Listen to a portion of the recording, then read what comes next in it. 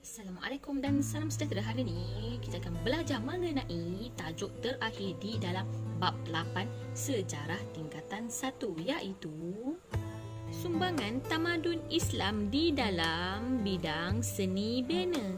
Setelah negara mencapai kemerdekaan pada 31 Ogos tahun 1957, barulah hasrat untuk membina sebuah masjid rasmi bagi negara yang merdeka dapat direalisasikan.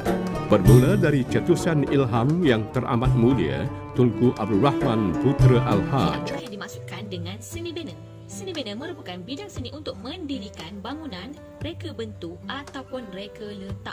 Macam korang tengok bangunan-bangunan tu semua bangunan-bangunan tu mesti direka dan dicipta oleh seseorang, di mana mereka perlu melukis dulu, lepas tu buat apa lagi seterusnya, step by step sampailah siap bangunan. Dapat sesuatu?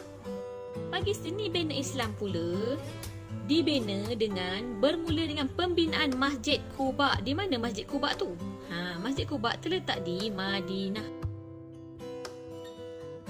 Masjid Quba merupakan model masjid tertua yang di mana ia merupakan salah satu contoh untuk pembuatan masjid-masjid lain. Semua maksudnya masjid lain tu dibina berdasarkan Masjid Quba ini. Dan apakah tujuan pembinaan masjid? Masjid dibina berfungsi untuk rumah ibadat dan juga pusat penyebaran maklumat.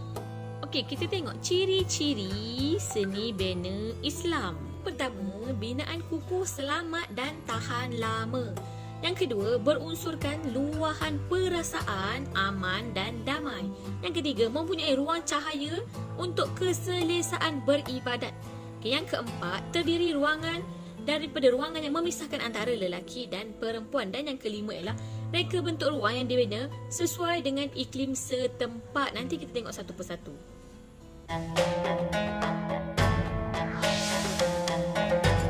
Reka bentuknya yang moden dan unik mencerminkan ekspresi kontemporari tentang hasil tradisi Islam dan seni bina Melayu. Pembinaan menara, mihrab dan juga mimbar. Okey, apakah yang dimaksudkan dengan menara? Menara dibina berbentuk tirus dan tinggi, tujuannya untuk azan didengari jauh. Okey, kalau nak tengok dekat mana, dekat Masjid Tapah ataupun mana-mana masjid yang ada di Malaysia ataupun di seluruh dunia, ada satu tiang, ada tiang di masjid yang tinggi tu kan, yang tu adalah menara. Okey, mihrab pula ialah elemen penting dalam sesebuah masjid untuk menentukan arah kiblat. Okey, ini pun sama, setiap masjid bila anda masuk di dalam masjid, untuk yang bukan Islam, yang ni mungkin anda tak tahu, tak apa, tak ada masalah. Okey, untuk mihrab ni adalah tujuan dia dibina untuk menentukan arah kiblat. Jadi bila kita masuk dalam masjid tu, kalau kita tak tahu arah kiblat kat mana, tengok hadapan masjid tu ada mihrab. Jadi mihrab tu lah yang akan menunjukkan arah kiblat. Okey, dan yang ketiga ialah mimbar. Apakah mimbar tersebut? Mimbar ialah tempat imam membaca khutbah, ceramah dan kedudukannya lebih tinggi berbanding dengan jemaah-jemaah lain. Yang ni macam orang bagi baca khutbah ataupun bagi ceramah ke apa ke, duduk dekat mimbar. Boleh tengok gambar dekat sebelah.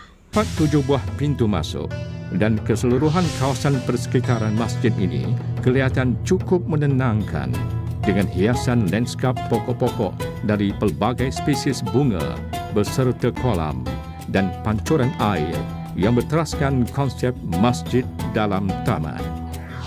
Apakah tujuan seni bina ini? Okey, seni bina ini bertujuan untuk menggalakkan perhiasan yang indah. Ia juga boleh menunjukkan bentuk bangunan yang indah, kubah yang menarik, area yang mengagumkan, seni had dan ukiran-ukiran yang kreatif. Maksudnya kalau kita pergi sesuatu tempat tu, kita akan ingat. Contoh macam Taj Mahal. Taj Mahal dia ada seni bina yang unik kan, tetapi dia bukan masjid lah. Okey, itu menunjukkan sesuatu tempat. Contoh macam Mekah, ada masjid yang sangat besar dan sangat cantik. Okey, ukiran akan menjadi lebih berseni apabila dihiasi dengan kaca bertatakan batu permata yang berfungsi untuk apa? Untuk melengkapkan binaan, untuk melahirkan ketenangan dan juga untuk menunjukkan keunikan seni bina Islam. Okey, ini pula mengenai menyesuaikan reka bentuk dengan iklim setempat. Seni bina Islam disesuaikan dengan budaya setempat, termasuklah faktor-faktor geografi, rupa bentuk bumi cuaca, suhu dan keadaan cuaca.